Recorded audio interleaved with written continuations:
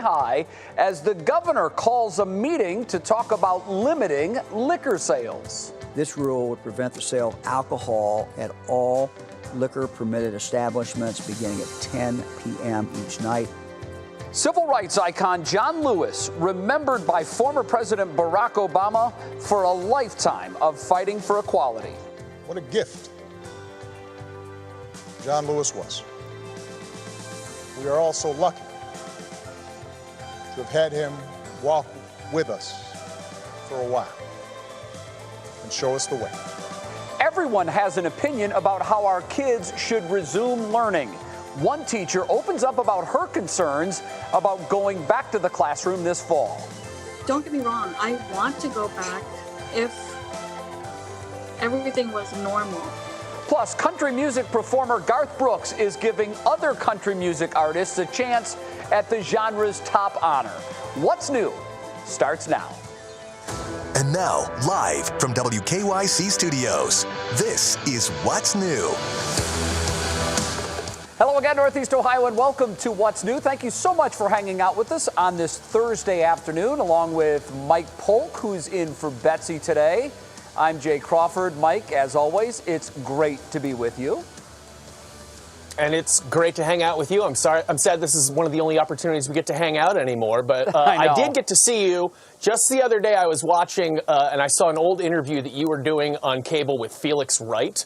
Oh, yeah. It was a great interview, by the way. It was fun to watch.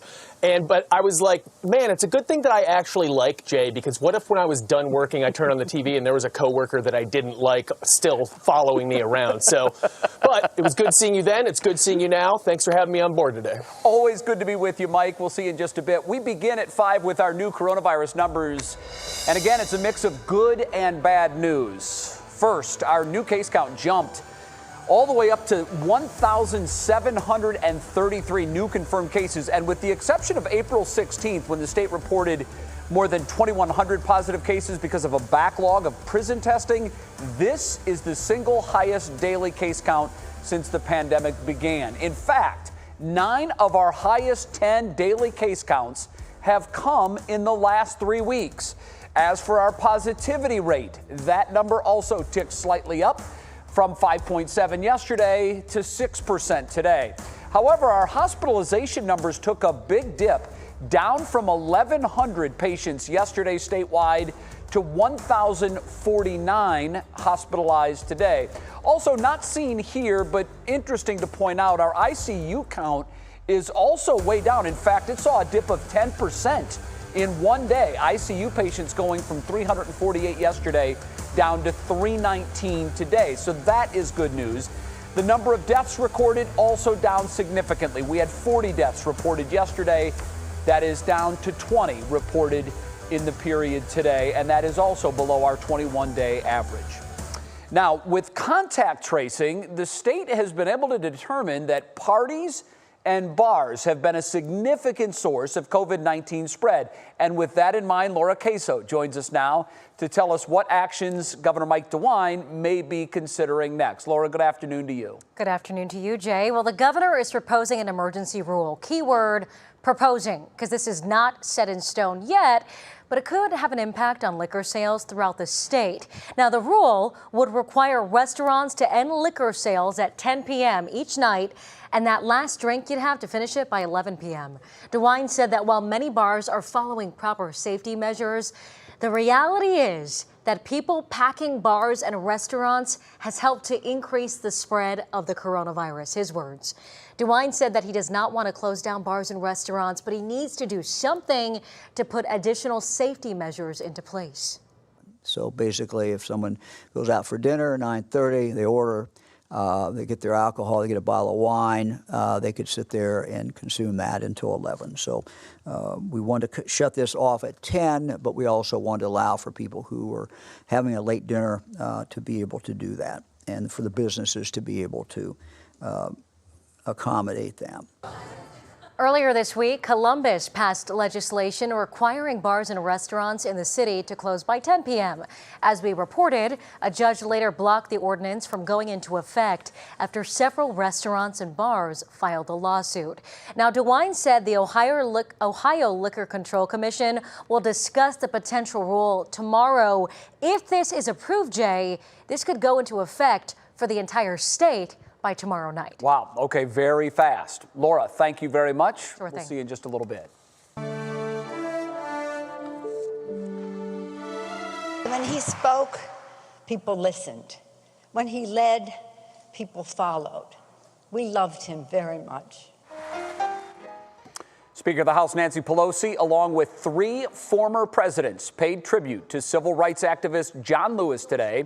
He was laid to rest after losing his battle to cancer.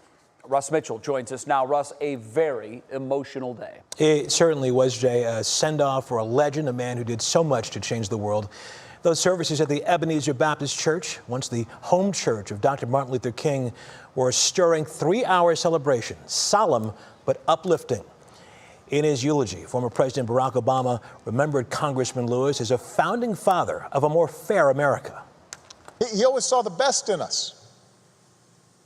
And he never gave up and never stopped speaking out because he saw the best in us.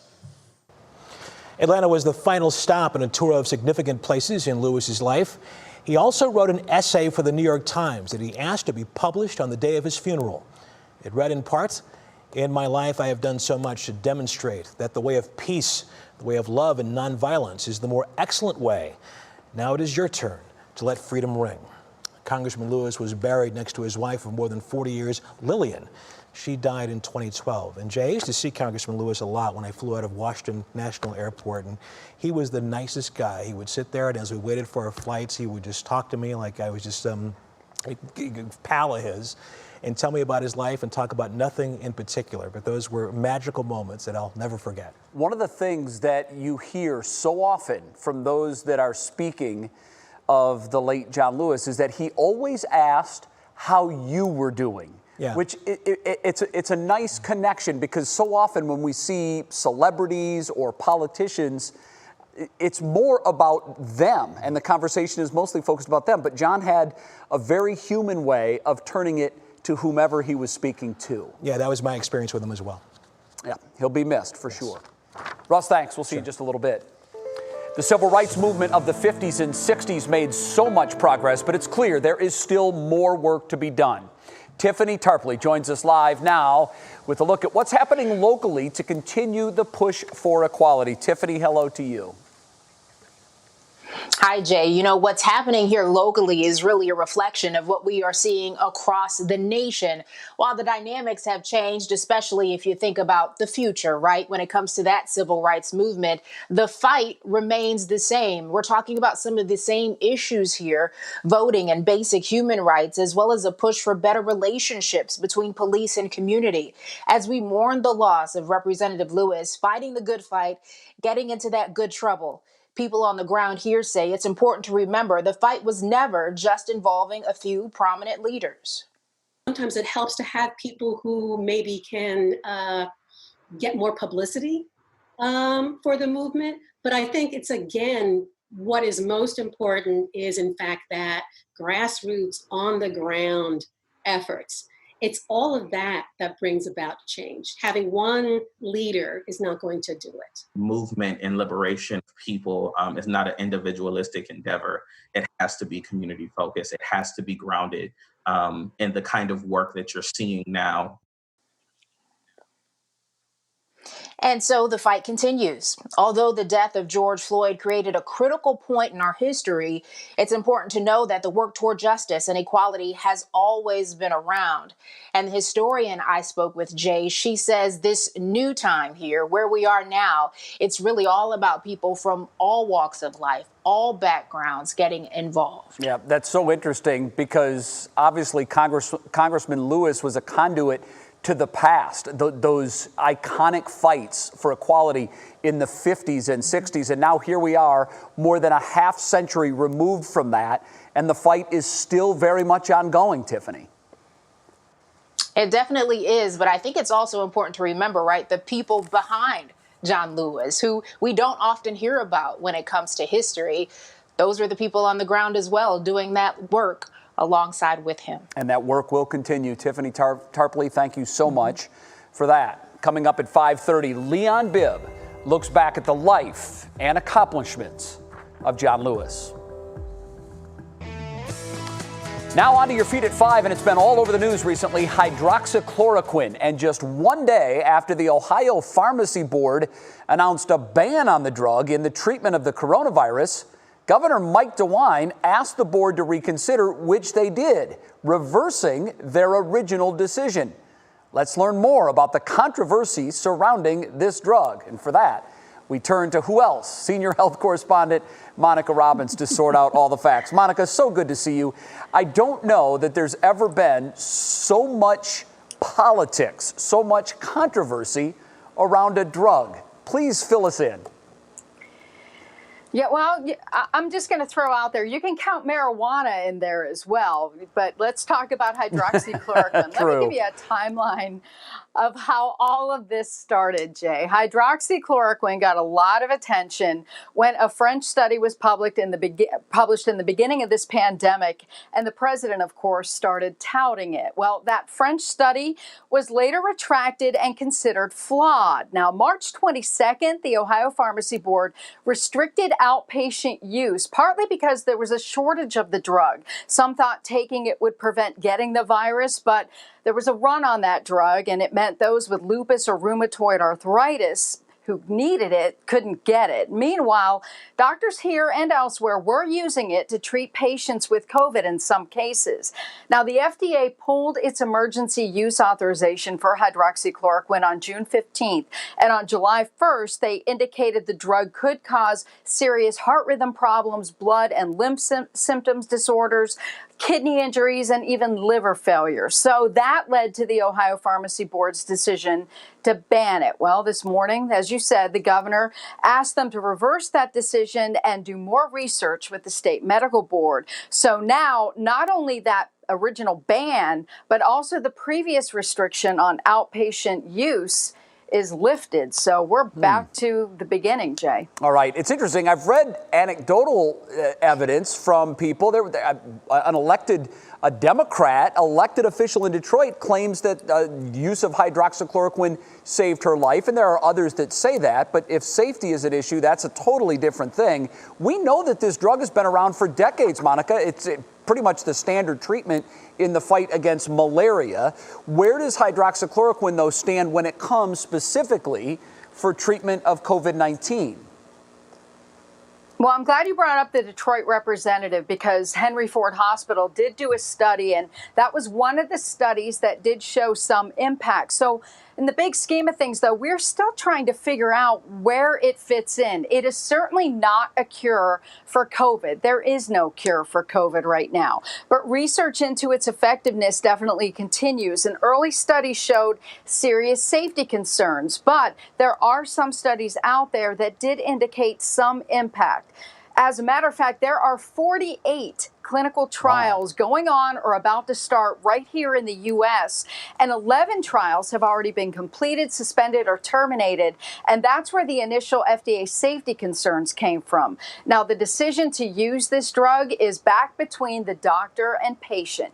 It is an old drug, as you said. It is approved for other health issues, but we're waiting for science to tell us if this is a reliable tool in our battle to treat COVID, and we're not alone in trying to find this out. Currently, with the World Health Organization, there are at least 10 other countries investigating the use of hydroxychloroquine as well. So we just don't know definitive answers, and it certainly doesn't work for everybody. So, Monica, what I was going to say is, if there's a bottom line here, it's that the jury's still out. We just don't know. Exactly. Yeah. And again, because of the potential risk, and especially for those with underlying health conditions, for those who may even consider it, this is a decision that has to be made between you and your doctor and all of the current information that is available out there. Monica, I have to say, as you do so often on matters like this, there's a lot of confusion You succinctly answered all of the questions that I had, and hopefully all of the questions that our viewers have surrounding this drug. Monica, keep us posted as we learn more about hydroxychloroquine, and thanks. Will do. Thanks, Jay. Jay's just showing off that he can say that word. Well, this school year will be very different for parents and their kids. Teachers are also in a difficult spot, though. Many school districts have given parents the option to send their students back to school or to go with virtual learning options instead. And while some teachers are eager to get back into the classroom, there are others who are still fearful of heading back to school, what with the coronavirus still looming. Unfortunately, returning to the classroom is a decision that's out of their hands. I have no choice. I do have to go back, depending on what the district decides in terms of, whether they're going to do hybrid or remote or this or that. I don't have a say in the matter. It's just, if you want your job, this is how we're doing it. And we will see you on August, 10th or whatever the dates might be. A very stressful situation for some. Clinical psychologists say it's in these times of uncertainty that it's so important to manage anxiety and to practice self-care. Next on What's New, the NBA is ready to jumpstart its season after a 20-week hiatus. We're going to tell you all about the NBA's plan and how it has worked so far.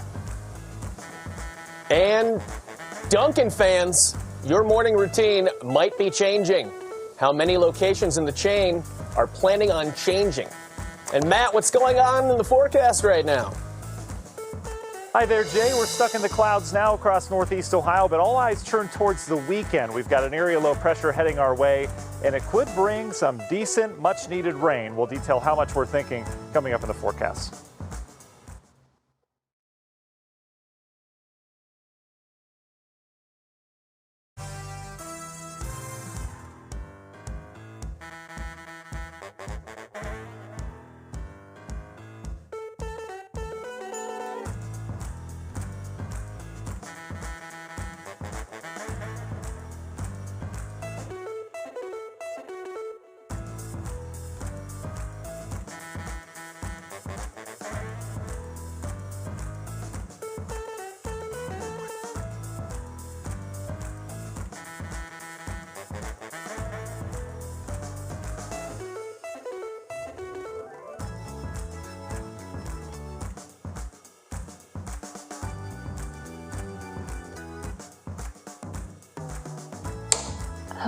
Hello, mic check. It is Thursday, I think, and we're going to talk about Dunkin' Donuts and Stipe Miocic.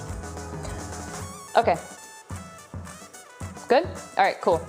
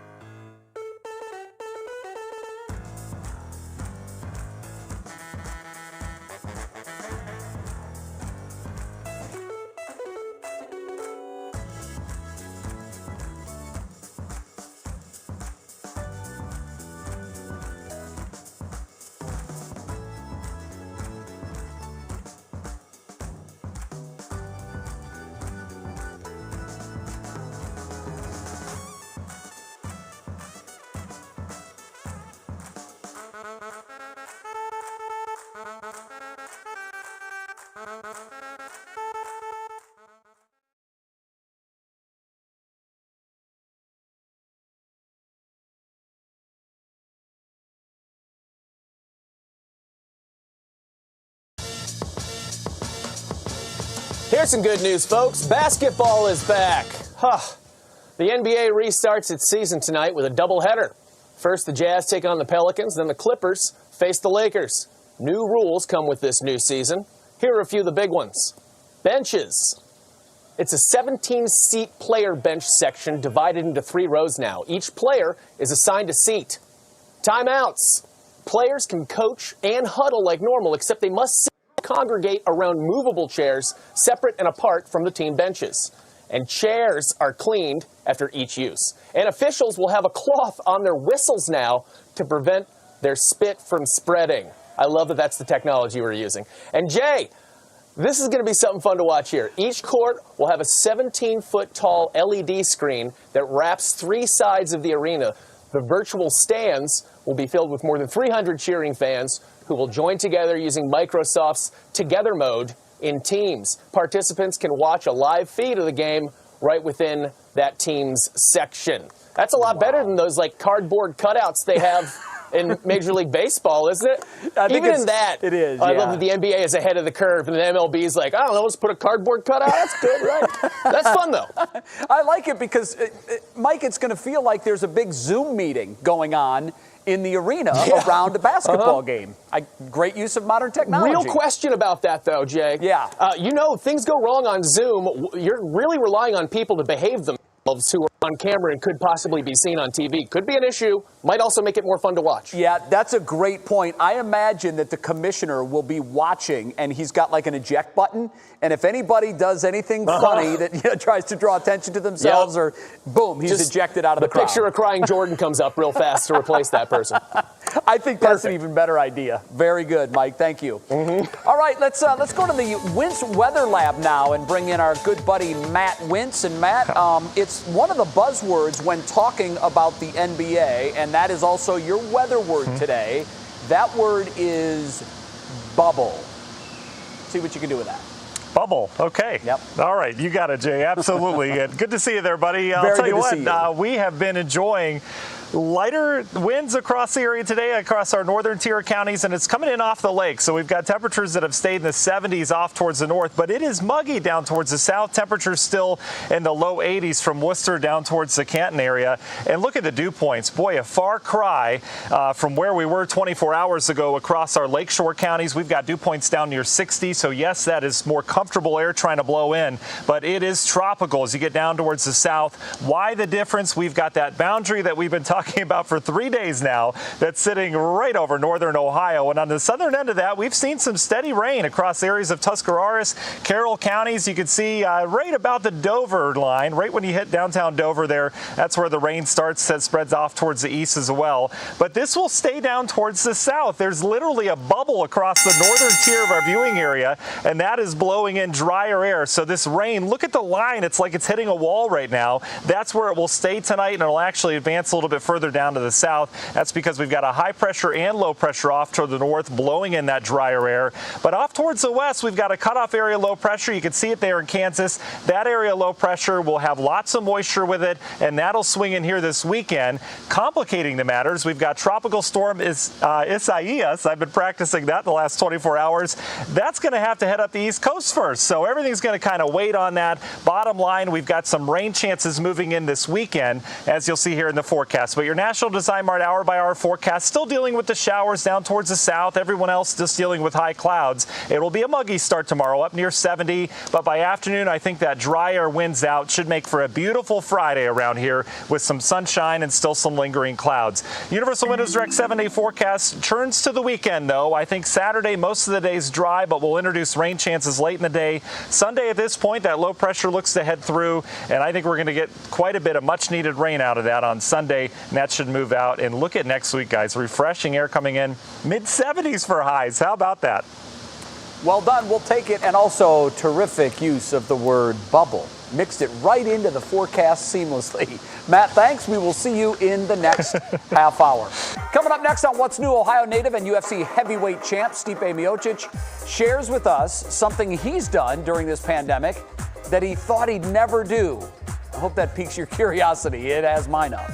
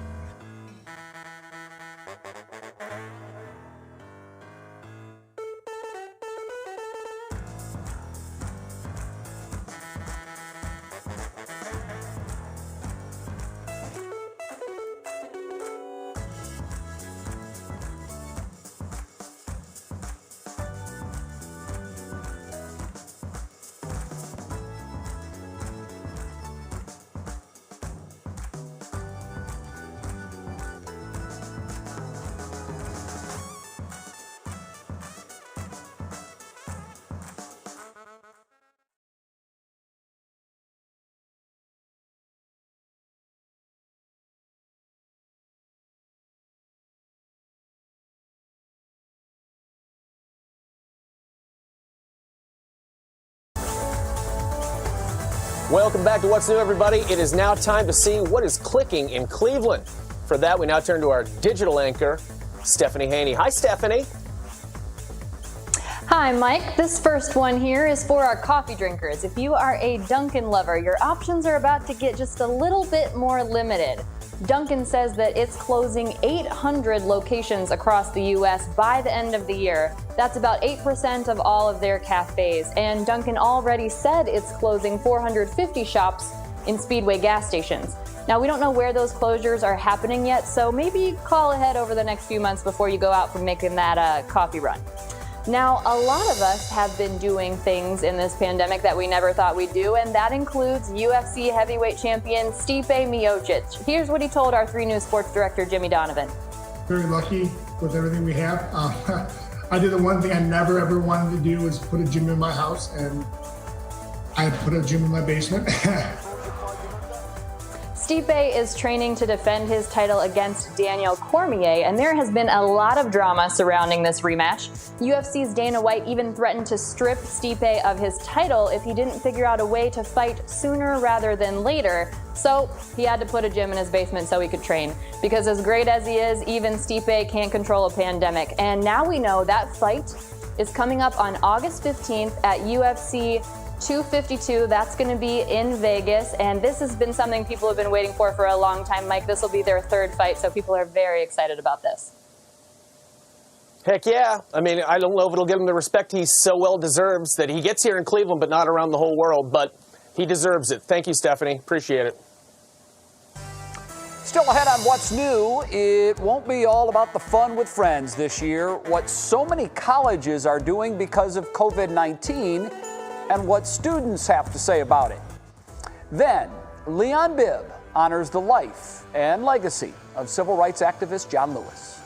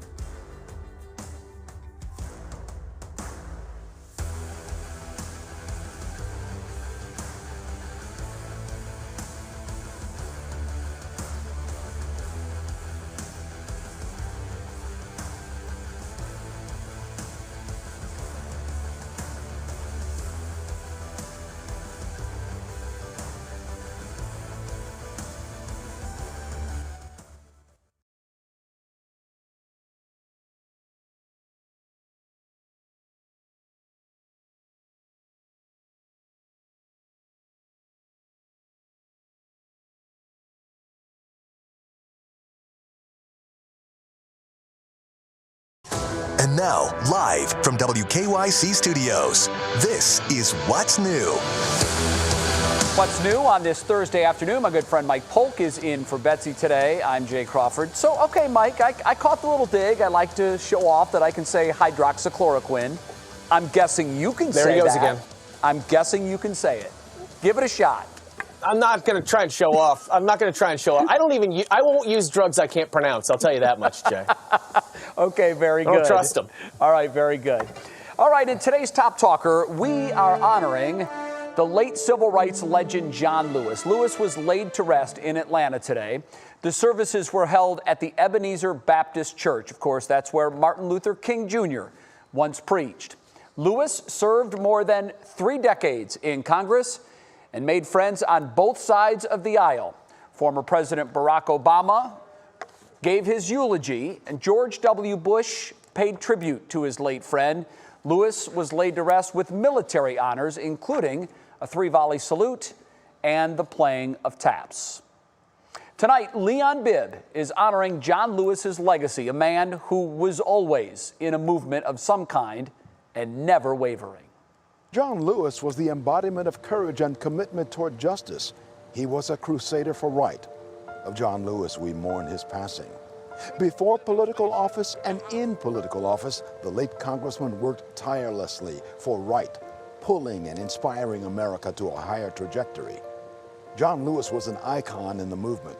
When he was 23, he was the youngest speaker at the historic 1963 March on Washington. We do not want our freedom gradually, but we want to be free now. In his early 20s, he was fighting for the right for blacks to vote in the South.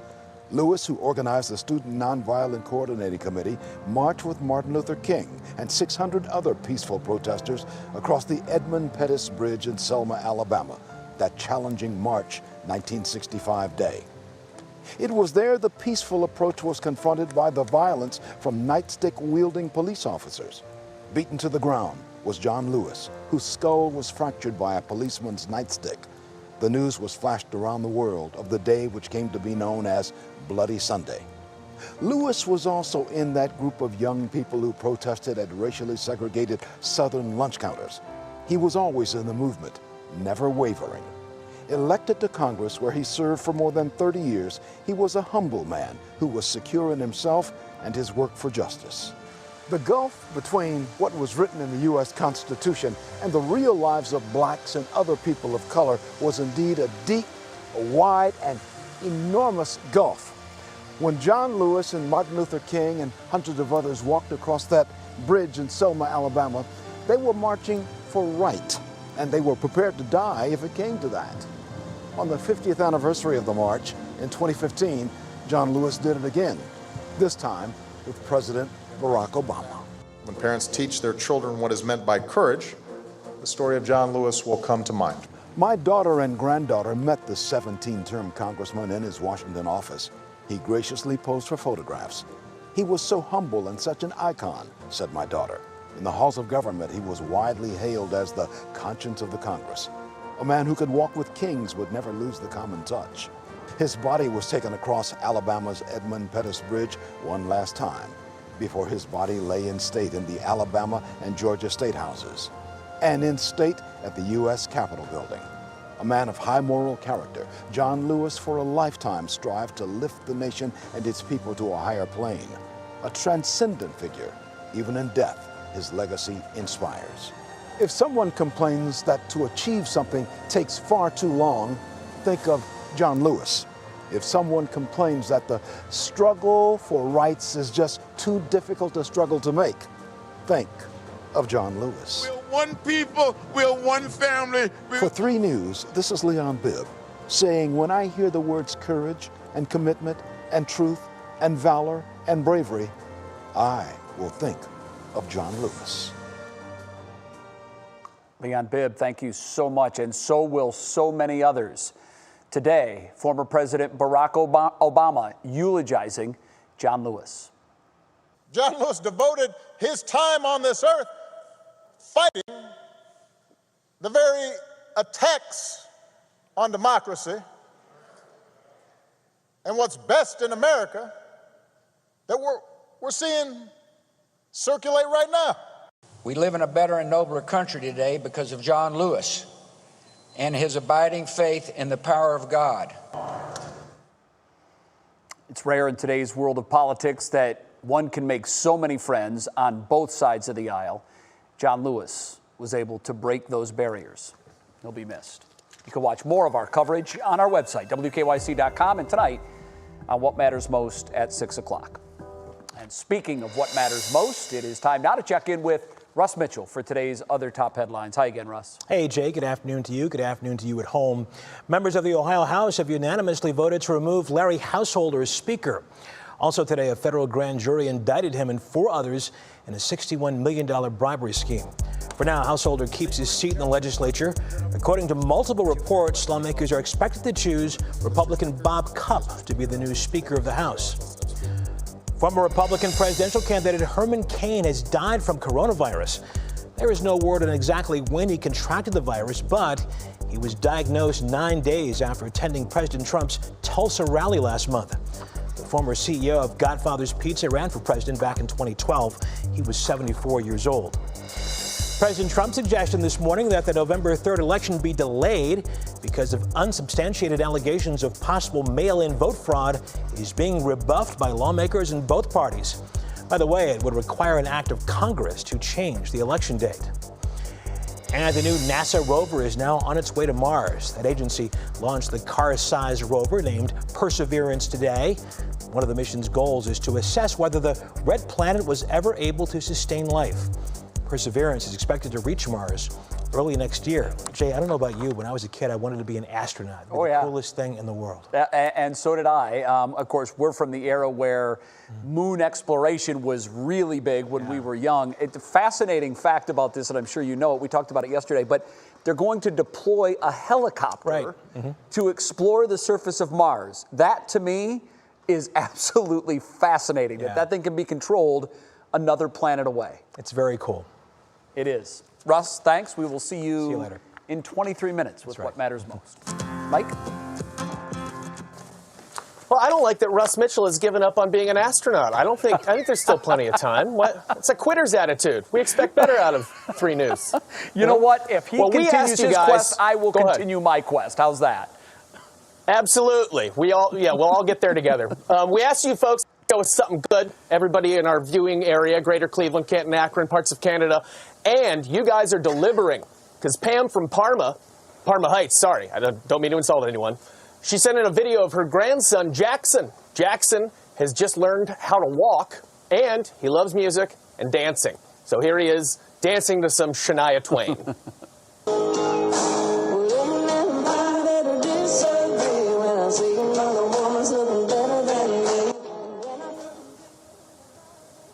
I mean, how can you not dance to Shania Twain? Jackson's mom is a healthcare worker and just beat COVID-19. Luckily, Jackson and his dad did not get the virus. And since Jackson can't see his grandma right now, his parents send her pictures and videos like this one, which always make her smile. And how can they not? It makes me smile. And you know what? The little guy's got some moves. I think he does okay. Absolutely. Now, yeah, he's gonna be a killer on the dance floor. Mike, I would like to invite you to send images of you dancing to Shania Twain. Can you do that? Just pick an outfit, man. I already have a bunch recorded, actually. I'll just shoot them over right after we're done here. I'm sure you have a full library. I would like to see those, Mike. And if you have anything that would make us smile, we want to see your videos like that one. So please keep submitting them. Just go to WKYC app, click on that orange bar, and then upload your video or photo, fill out this form. Give us some details about the photo, like who's in it, where you're submitting it. Give us a little bit of the details so we can share that story with all of our viewers. Speaking of country music, Garth Brooks wants out of the running for Entertainer of the Year. We're going to tell you why. And Oprah is taking herself off the cover of her magazine. I think she's been on the cover of every single edition since its inception. We have all the details coming up in Pop Break. It's good that she's given that up finally. Hey, Matt, speaking of, for those of us who haven't been outside of our homes in, say, 3 or 4 days, what's it looking like out there? Hi there, Mike. We've got cloud cover now. We had some showers down to the south earlier today. We're going to continue to keep an eye on those tonight, but the big forecast comes this weekend. Do we have a washout or not? It all depends on an area low pressure. We'll detail where that goes coming up. All right, Matt, we will see you in just minutes with that. On this day in 1936, American blues musician Buddy Guy was born. we want to know, which state was he born in? Was it Mississippi, Louisiana, or Texas? Think about that. Mike, you think about it as well. We'll see if you can tell us the answer on the other side of the break.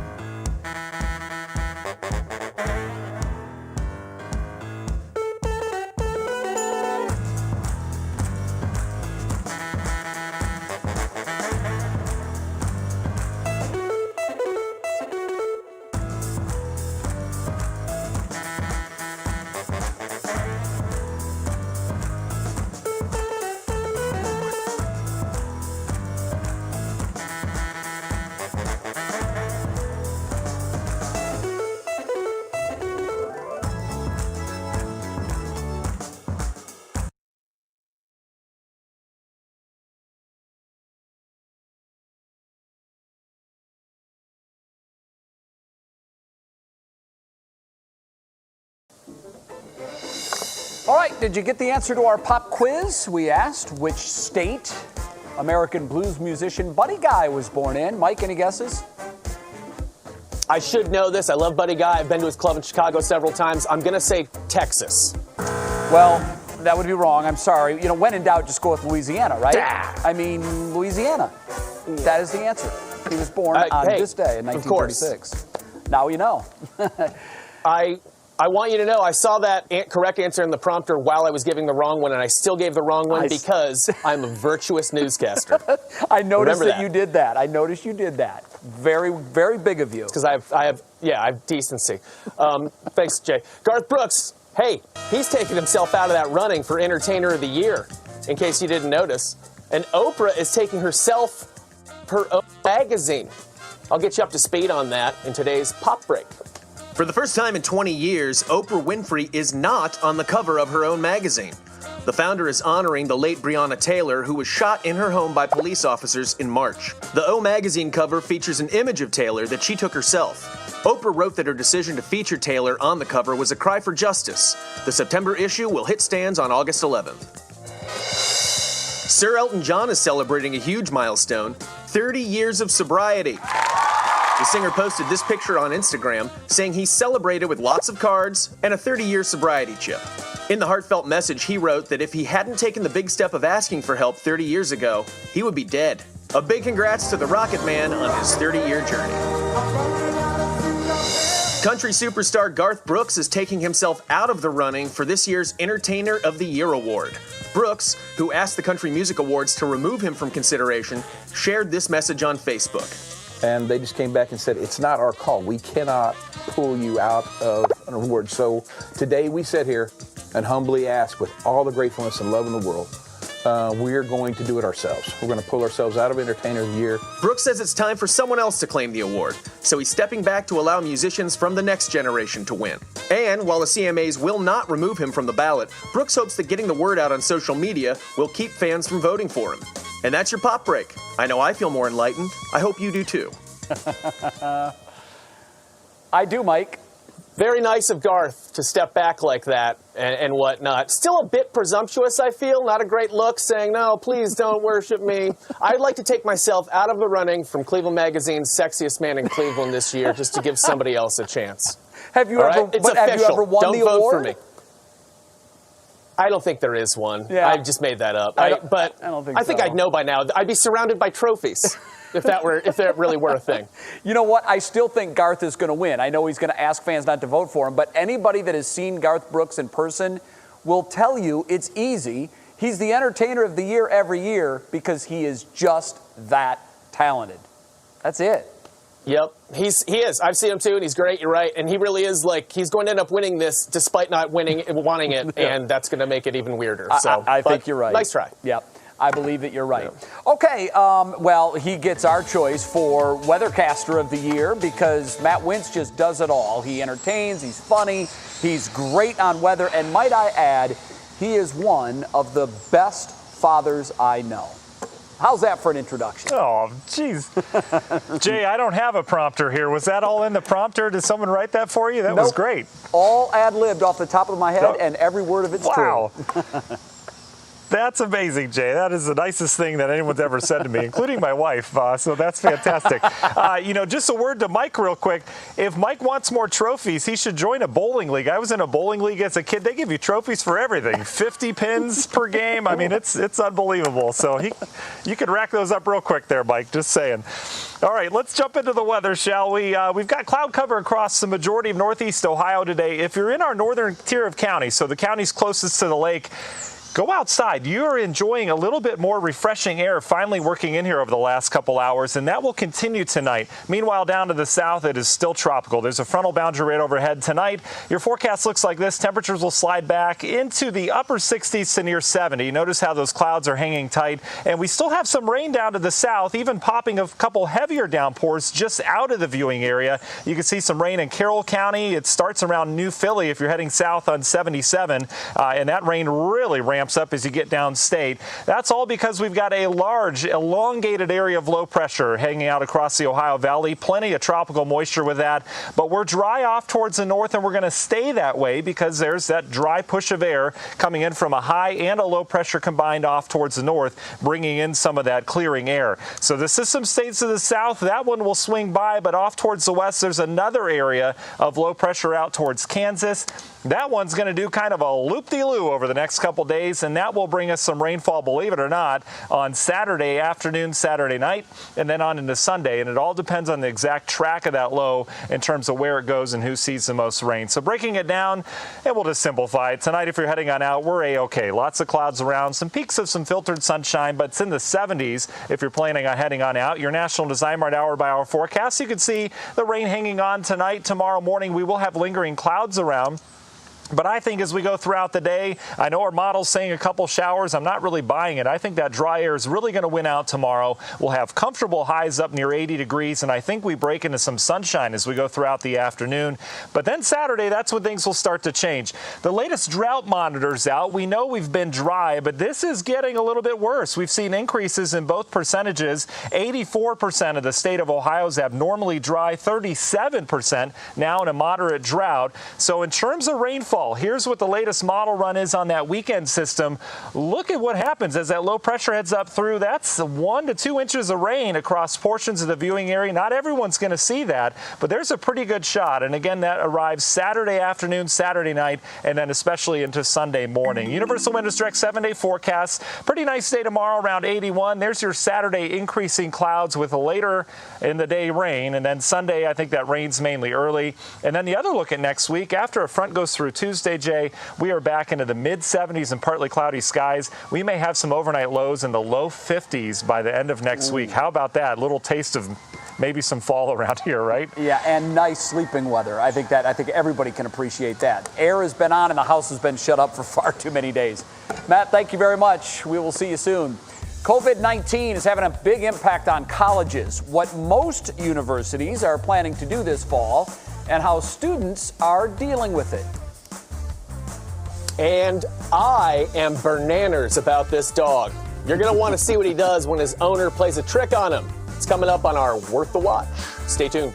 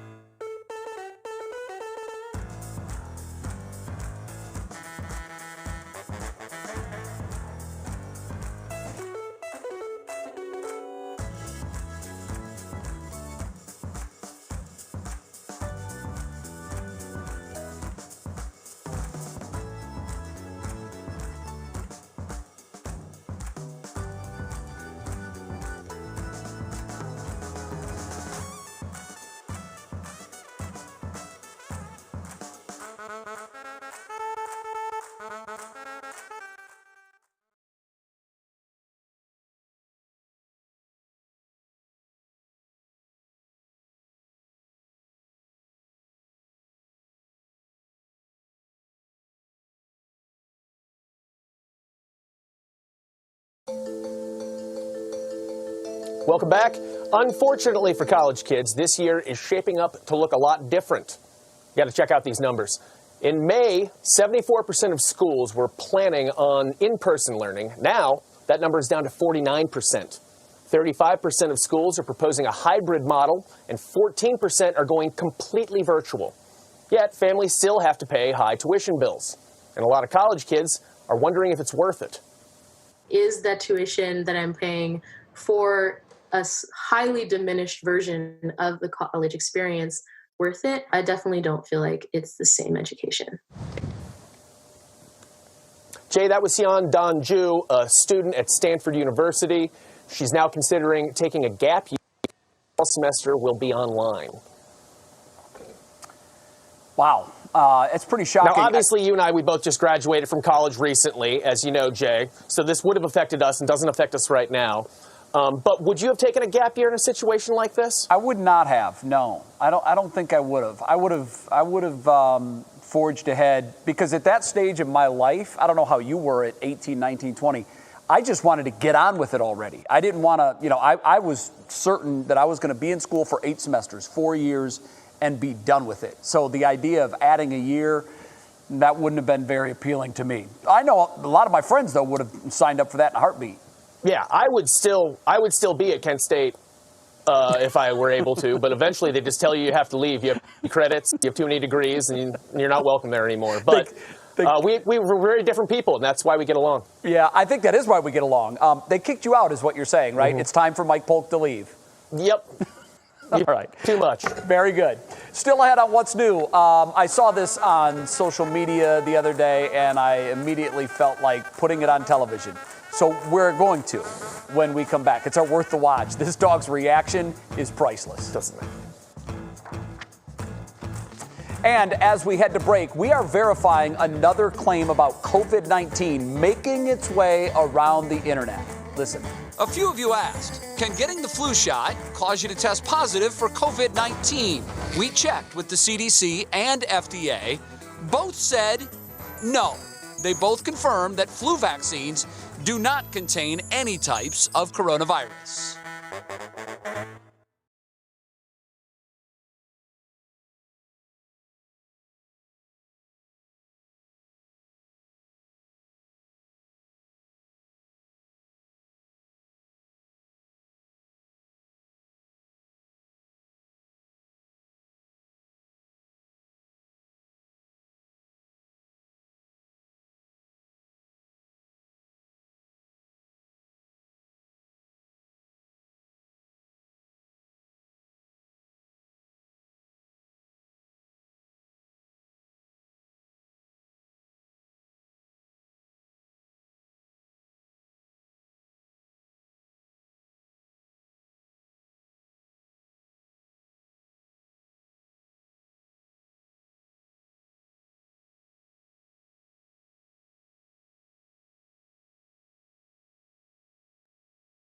Two, three, four. Hello, hello, hello.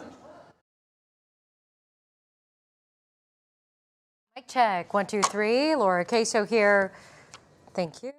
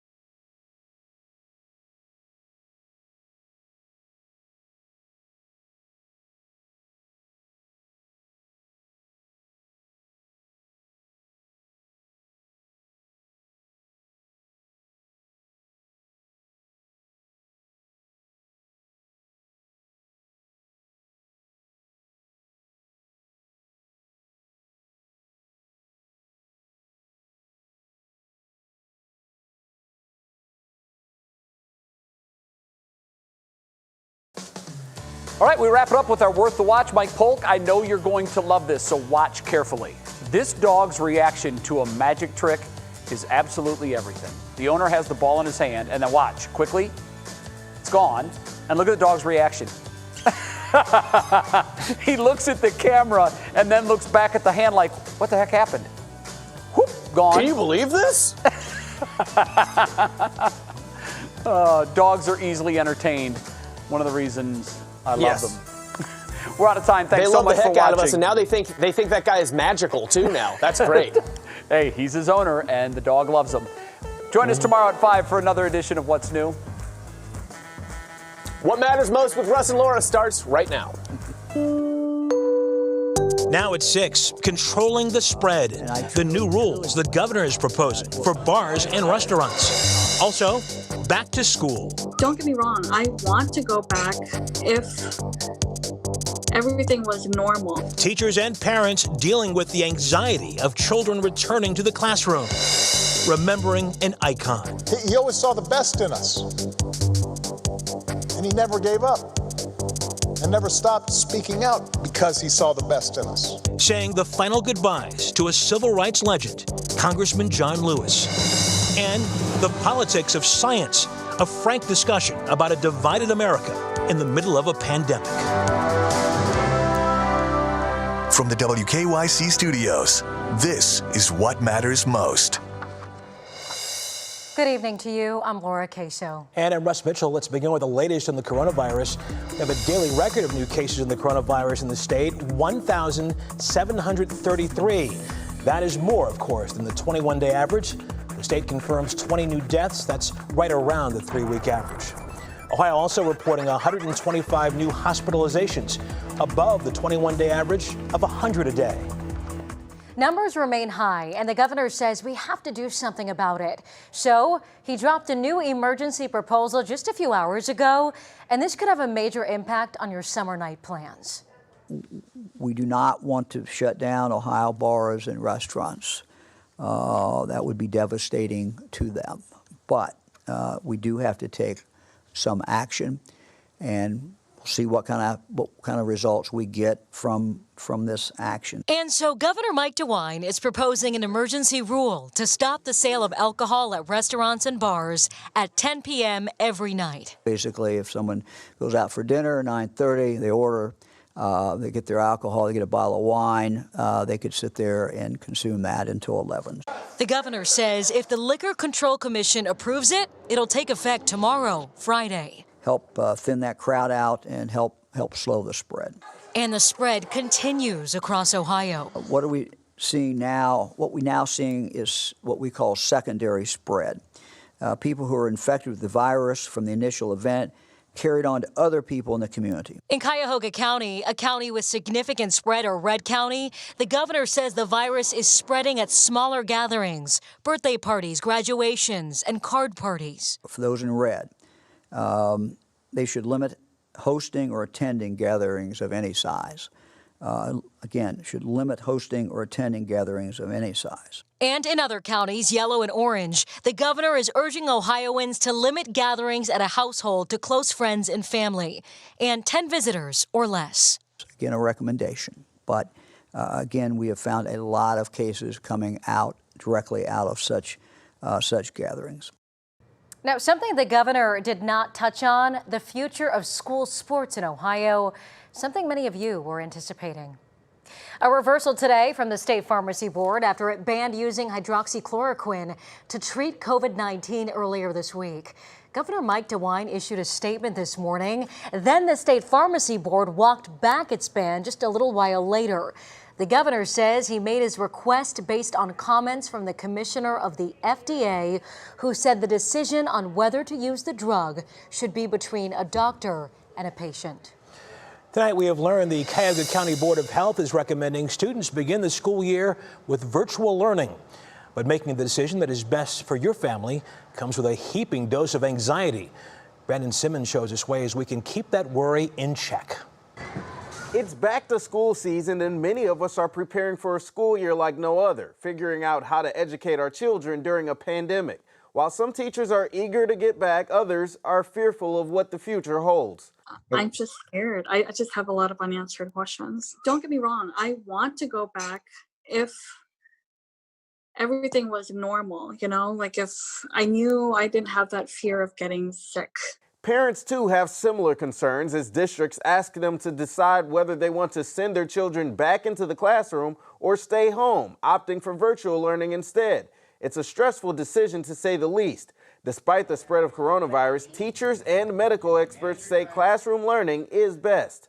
Traditional learning has not been happening, according to the standards that need to be taught. We are recommending that where possible, that people do return to face-to-face learning.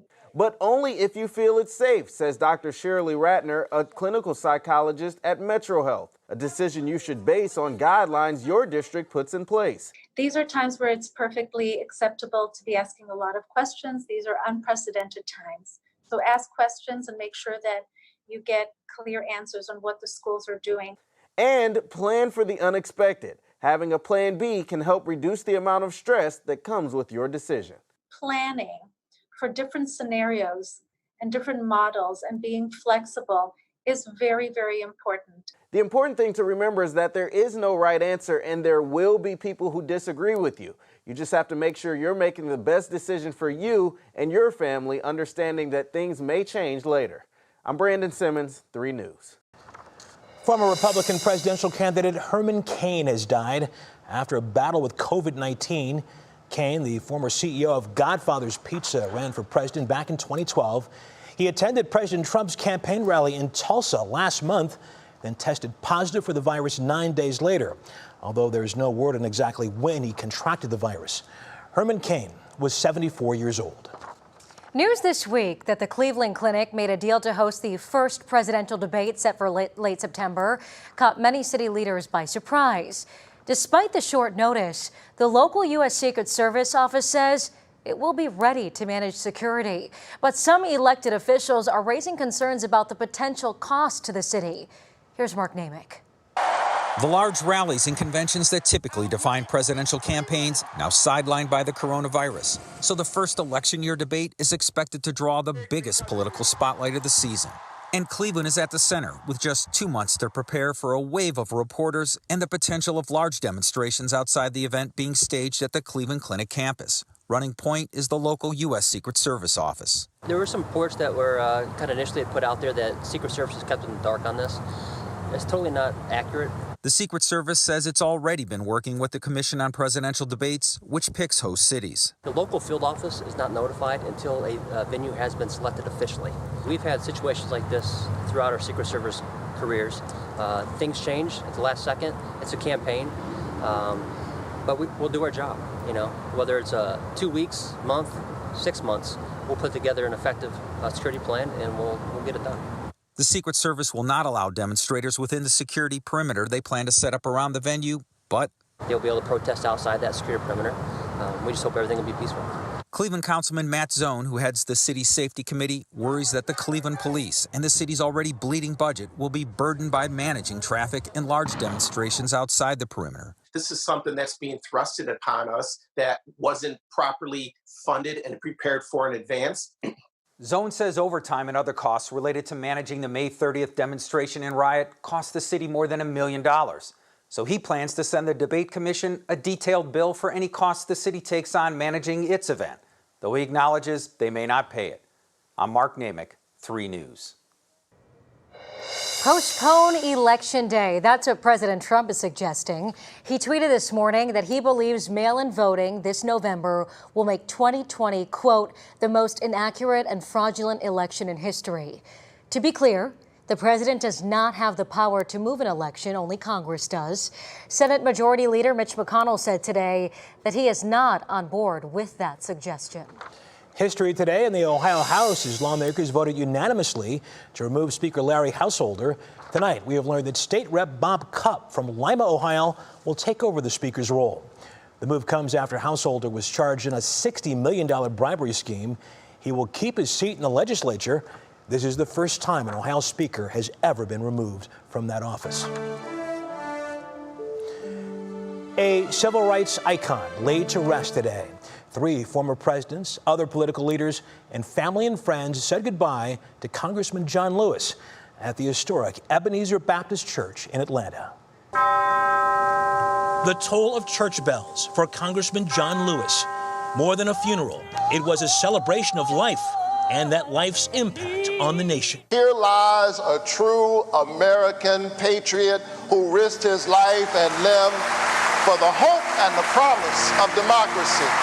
3 former presidents and the House Speaker among those paying tribute to the man known as the conscience of the Congress.